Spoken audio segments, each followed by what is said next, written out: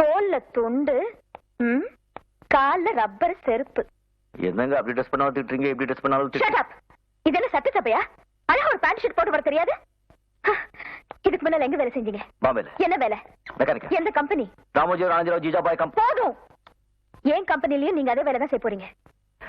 Thank you madam. நீங்க ஜிஜிபாய் கம்பெனில வேலை செஞ்சீங்களோ பாஜிபாய் கம்பெனில வேலை செஞ்சீங்களோ எனக்கு அவசியம் இல்ல. சரிங்க. You are going to work number 1 factory in India. Yes, madam. You should know the rules and regulations of the factory. Definitely, madam. No interruptions.